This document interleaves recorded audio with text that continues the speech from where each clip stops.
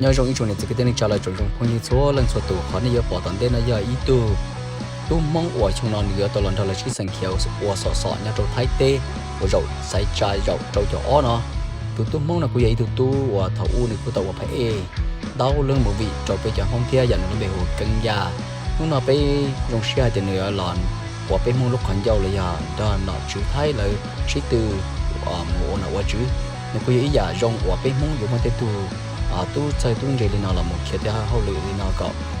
tu lo trồng phơi nhau lúc đấy chầu với nhau nó là hai sai tổ bây giờ không thể ạ thì bây giờ chỉ trong lòng xe thì hai đi chạy trong giờ toàn tiền làm gì nữa nhớ rong ý chồng cứ tìm mong nhớ bị tơ tông hồ hạ số lệnh số tù do chạy do nhung lờ luôn tu khé lờ bên chuồn nó là giàu lờ nông nọ bây giờ bảo bây luôn đang chia rồi là suy tư anh đang cho nông toàn thếสวัสดีครับสวัสดีพ่อแม่พี่น้องพลเมืองไทยที่อยู่ที่นี่และที่อยู่ที่บ้านทุกท่านครับที่แต่งตัวแปลกๆดูเฮ่อลุ่มล่ามเฉยๆขอบคุณครับคงไม่ได้อยู่ในห้องแอร์ตึกที่ไหนในกรุงเทพแน่บ้านลุงอยู่ที่บนดอยนู้นครับกว่าจะลุงลงมาก็ลำบากลุงชื่อลุงเก่งครับชื่อเก่งลุงเก่งไม่ใช่ลุงตู่ครับ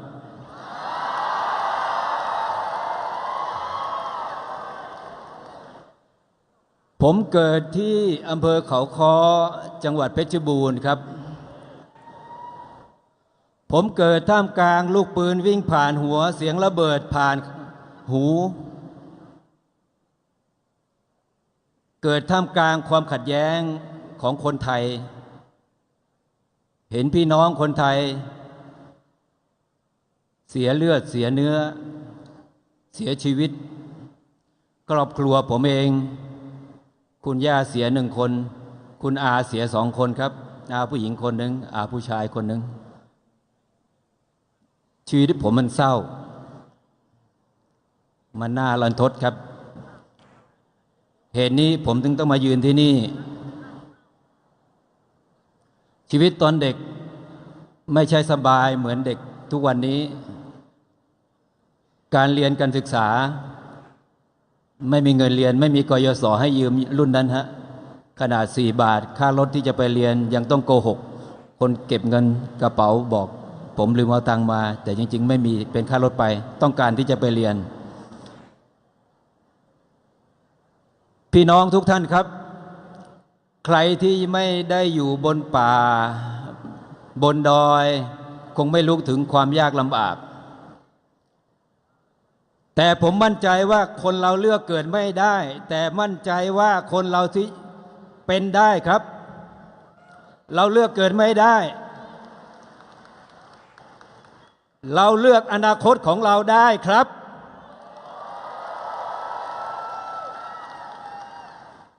เราเลือกอนาคตใหม่ของเราได้ครับอีก1 วันข้างหน้านี้ครับ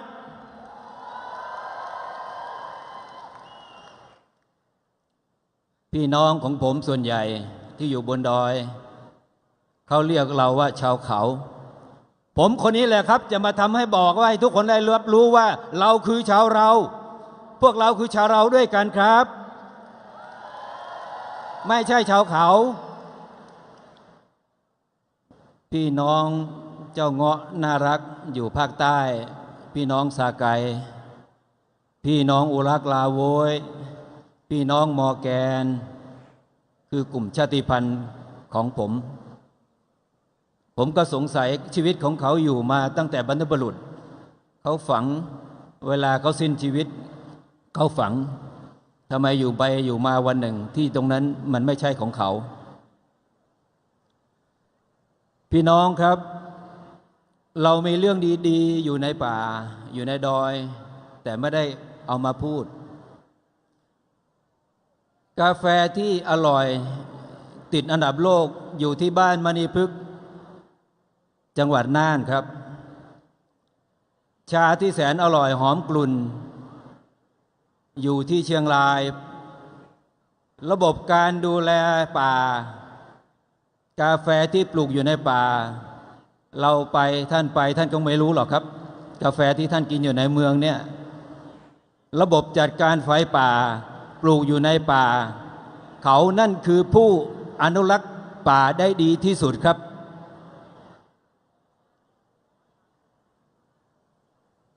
ชีวิตอยู่ของคนดอยเราเกิดที่นั่นเราอยู่ที่นั่น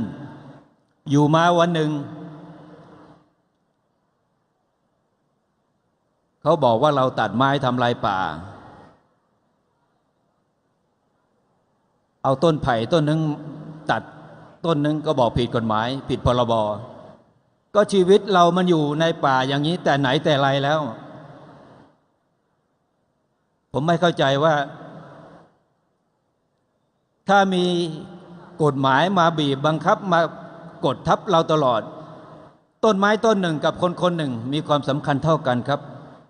แต่ถ้าต้องเลือกต้นไม้ต้นหนึ่งกับคนคนหนึ่งรัฐจะเลือกต้นไม้หรือจะ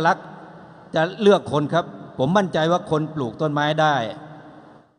ถ้าต้องกำจัดใครคนหนึ่งไปคนปลูกต้นไม้ได้แต่ต้นไม้ปลูกคนไม่ได้ครับท่านเราสามารถดูแลป่าพี่น้องปากากยอของผมที่อยู่ในป่าเป็นแบบอย่างการอนุรักษ์ป่าที่ดีมากแต่ภาพทุกอย่างเราเรียนแต่ในตำราตั้งแต่เด็กชาวเขาคือผู้ตัดไม้ทำลายป่าผมอยากถามเหมือนกันไอ้ที่ในเมืองนะทั้งหมดคุณตัดหรือผมมาตัดครับ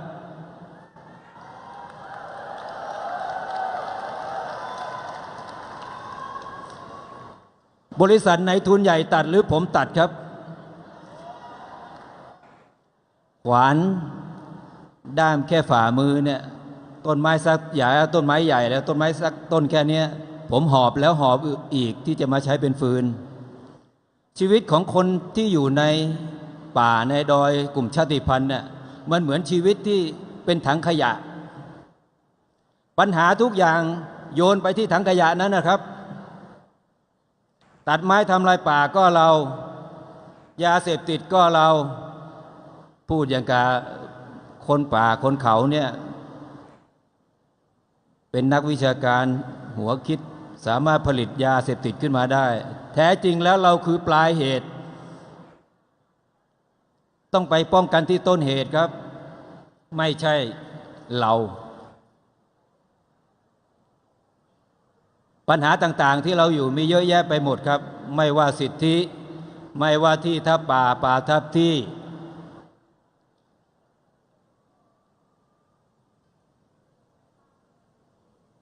เราหาทางไม่ออกชีวิตเราจะไปทางไหน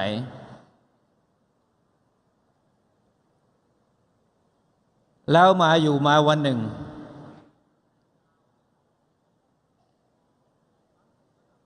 ผมรู้แล้วผมเห็นแล้วมีสามเหลี่ยมรูปหนึ่งที่ท่านเห็นอยู่นี่ฮะตอบโจทย์ของเราได้หมดแล้วครับ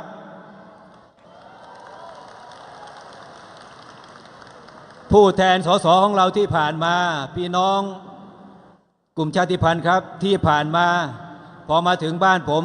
ก็บอกว่าเป็นสสของผมครับพอมาถึงที่บ้านท่านก็บอกเป็นสสที่บ้านท่านเราไม่ใช่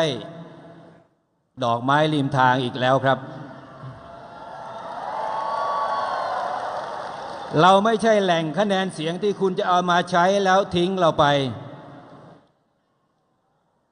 สสหนึ่งคนมีที่ปรึกษาอย่างน้อย 4-5 คนเคยไหมครับพี่น้องกลุ่มชาติพันธุ์ของผมครับเคยมีไหมที่เอาพวกเราไปเป็นที่ปรึกษาสักคน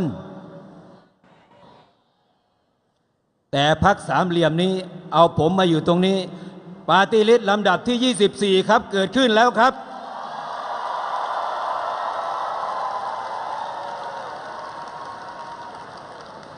พรรคอนาคตใหม่เปิดโอกาสให้กลุ่มชาติพันธุ์ผู้ซึ่งมีปัญหา108มาเป็นตัวแทนมาพูดในสภามาเป็นตัวแทนเป็นปากเป็นเสียงแทนท่าน ยืนอยู่ที่นี่แล้วครับพรรคอนาคตใหม่มีคณะทำงานแม้ใครจะเข้าไปในสภาคณะทำงานนี้ยังอยู่กับพรรคอนาคตใหม่คิดมีสูตรแก้ปัญหาของเราเรียบร้อยแล้วเขตวัฒนธรรมพิเศษจะแก้ปัญหาทุกอย่างของเราที่มีปัญหาอยู่ในขณะนี้ไม่ว่าที่ทับป่าทับที่จังหวัดแม่ฮ่องสอนแต่ละปีหมู่บ้านของเราได้อยู่ตั้งแต่ปู่ย่าตายายมางบประมาณทั้งหลายแหล่จากรัฐส่วนกลางที่เข้าไปพัฒนาติดที่ว่าอยู่ในป่ามันเกิดขึ้นได้ยังไงครับในรัฐไทยพี่น้องกลุ่มชาติพันธุ์ทุกท่านครับไม่ว่าเหนือจดใต้ทุกกลุ่มชาติพันธุ์ถึงเวลาแล้วครับชีวิตของเราปัญหาของเราเลือกเกิดไม่ได้แต่ผมเชื่อมั่นว่าเรามีศักยภาพเหมือนกับไทยพื้นราบพลเมืองทุกคนครับเรามีศักยภาพเหมือนกันผมคนหนึ่งอาสามายืนอยู่ตรงนี้แล้วพร้อมที่จะแบกปัญหาของท่านบนบ่าของผมเอาไปแก้ในรัฐสภาถึงจะแก้ได้ครับหมดเวลาในการฝากท่านผู้ว่าท่านรัฐมนตรีต่างๆท้ายสุดเขาตอบมาไว้ติดที่ข้อกฎหมายในเมื่ออำนาจรัฐมันอยู่ที่ในสภาเราต้องส่งตัวแทนของเราไปแก้ปัญหาต่างๆอยู่ในสภาครับหมดเวลากับอนาคตเก่าแล้วครับประเทศไทยต้องเดินไปข้างหน้าเท่าทันทุกประเทศนะครับเริ่มต้นจากไทย2 เท่าพลเมืองทุกคนจะต้องมีสิทธิเท่าเทียมกันเพื่อเท่าทันโลกพี่น้องกลุ่มชาติพันธุ์ครับอย่านอนหลับตื่นเหมือนผมได้แล้วครับกล้าตัดสินใจได้แล้วเรามีศักยภาพพี่น้องกลุ่มชาติพันธุ์ผมที่อยู่อเมริกาเขาไปขี่เครื่องบินเขาไปขับเครื่องบินแล้วครับเขามีผู้แทนอยู่ในสภาแล้วครับเราก็ทำได้เราก็มีได้มาร่วมมือด้วยกันครับ1 วันข้างหน้านี้ผมเอาอาวุธมาด้วยครับไม่ใช่อาวุธหนักแต่เป็นอาวุธเบาครับเป็นอาวุธเบาที่จะเปลี่ยนชีวิตของเราวันที่24นี้กากบาท3 เหลี่ยมอยู่ตรงไหนกาที่นั่นมาเปลี่ยนประเทศไทยด้วยกันมาสร้างอนาคตใหม่ด้วยกันอนาคตใหม่ต้องการท่านต้องการเราครับ